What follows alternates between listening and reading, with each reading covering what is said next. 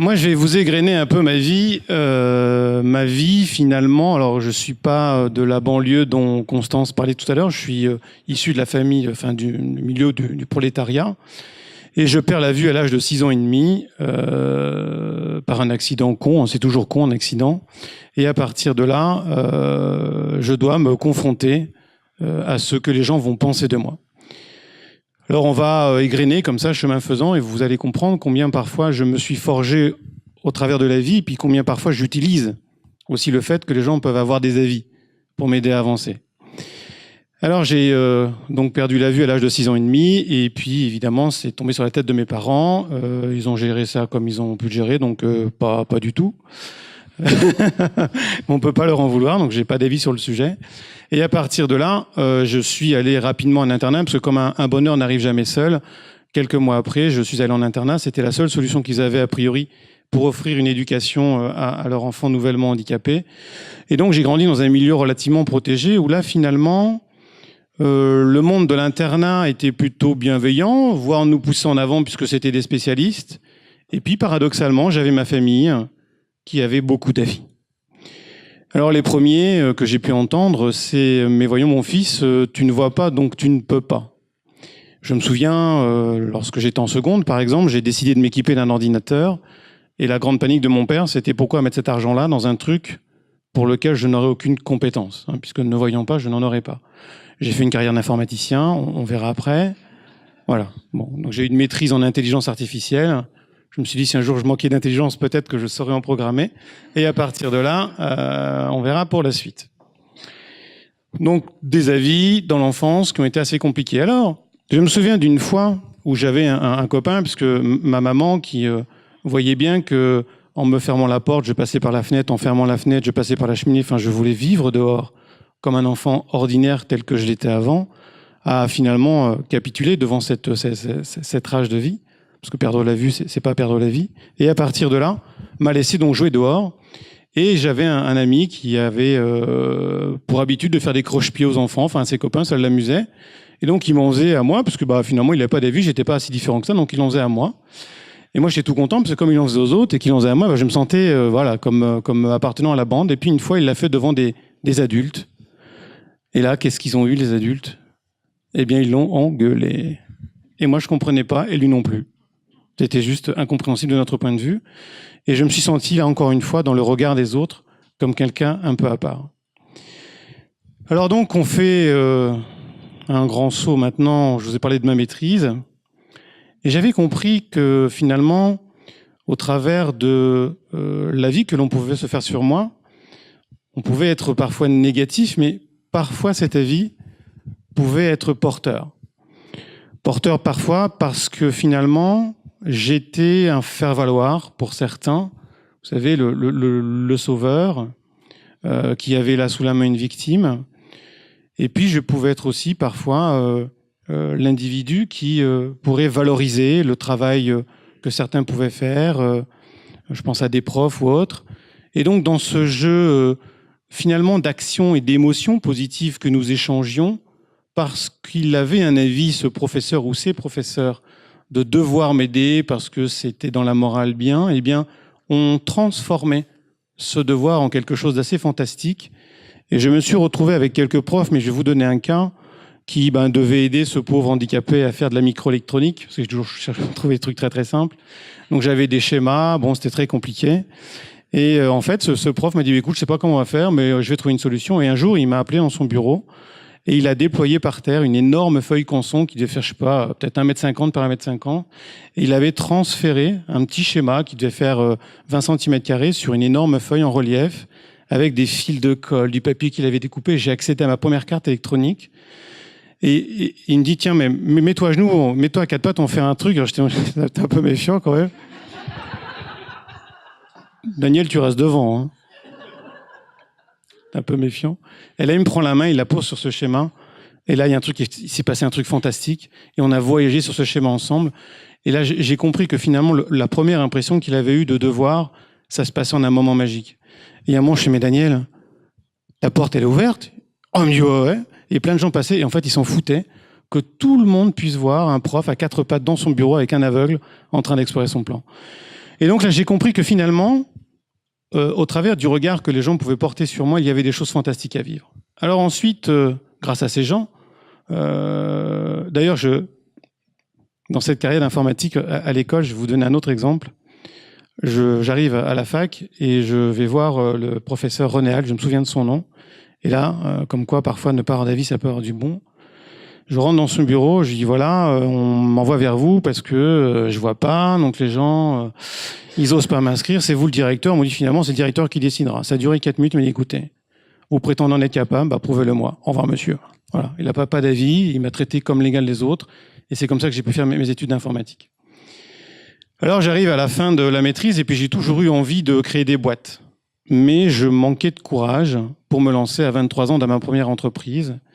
Et à partir de là, je me suis dit, je vais conjurer le sort, je vais faire comme tous mes copains, je vais envoyer mon CV à tout le monde. Je vais, comme ils ont tous un avis, écrire en gros aveugle. Probablement qu'ils vont pas me répondre. Alors, je vais quand même prier Dieu en secret. J'ai aidé un peu Dieu pour que ça fonctionne. Et là, personne ne m'a répondu. Donc j'ai joué du fait que les autres avaient un avis pour me motiver à créer ma première boîte. Alors je crée ma première boîte. Et alors là, je rencontre des banquiers, des assureurs. On va parler des banquiers. Il n'y en a pas dans la salle ? Non, mais ça a changé depuis. Et là, c'est Monsieur Roche, mais enfin... mais pourquoi vous restez pas chez vous à vivre des allocations pour personnes adultes handicapées ? Pour vous faire chier un peu le banquier. Quand même pas croire que je vais me laisser emmerder par un... Bon, j'en ai eu quelques-uns comme ça. Bon, après, j'ai dû accepter de créer d'ouvrir des comptes avec des choses que les autres n'avaient pas. C'est-à-dire que le moindre franc, on était au siècle passé, c'était fermeture du compte immédiat. J'ai dû signer une décharge comme quoi, si je me faisais moller les chèques, eh bien, qu'ils n'étaient pas responsables parce que du coup, c'était à moi de bien planquer mes chéquiers. Enfin bon. Donc, j'ai dû accepter, bon an, mal an, humilié, vous l'imaginez bien. Mais je me suis dit, quand ça ne tienne, la roue tourne toujours.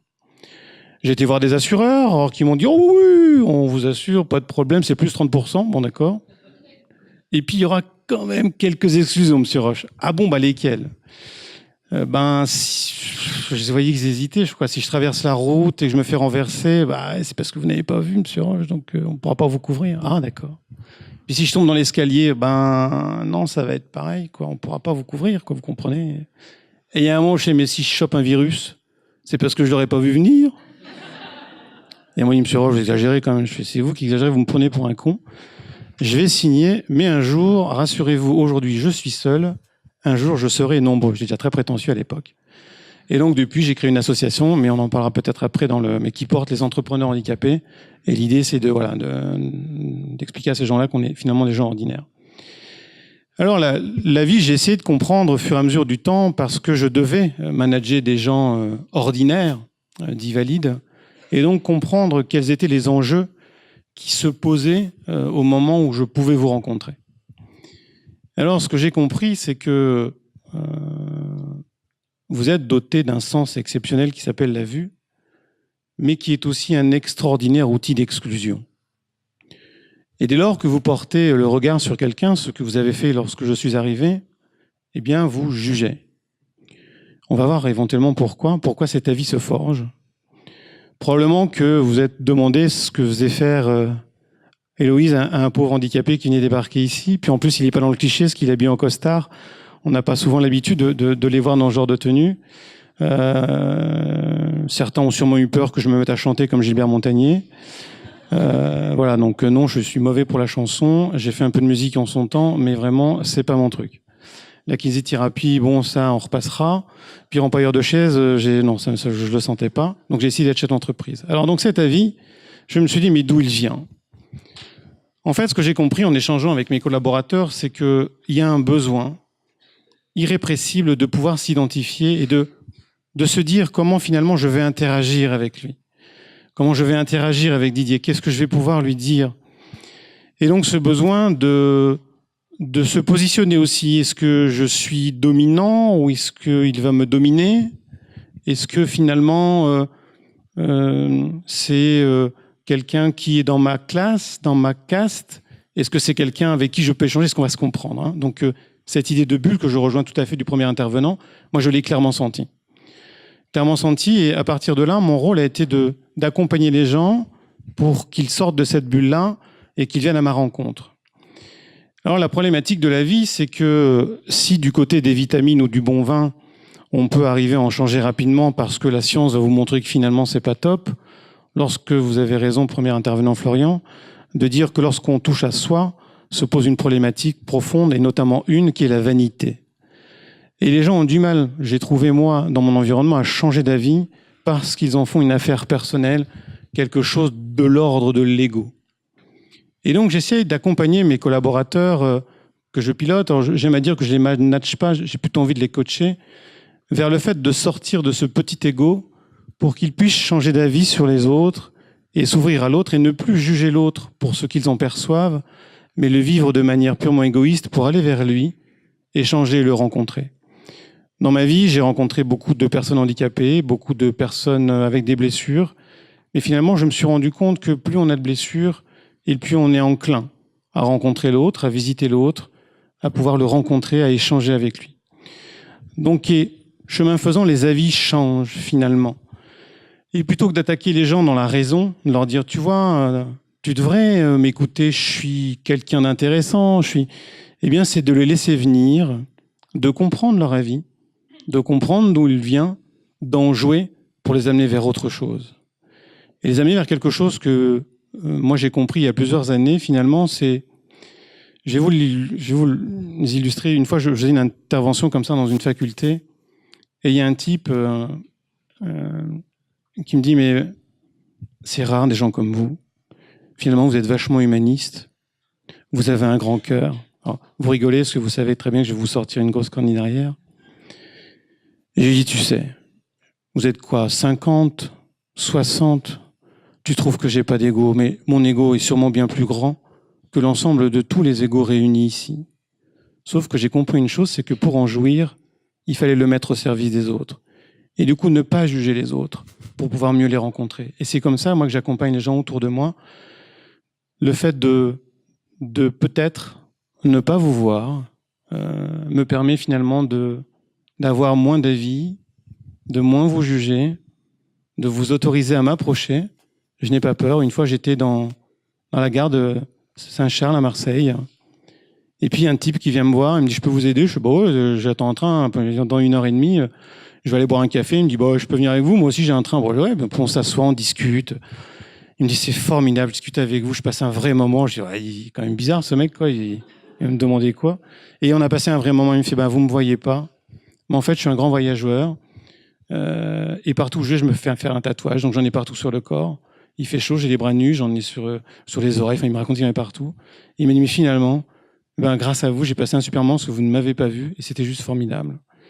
Et je lui ai dit, vous savez, c'est peut-être une chance que de ne pas vous voir. Et je lui ai dit, finalement, si peut-être pour mieux rencontrer l'autre, il ne fallait pas parfois simplement fermer les yeux.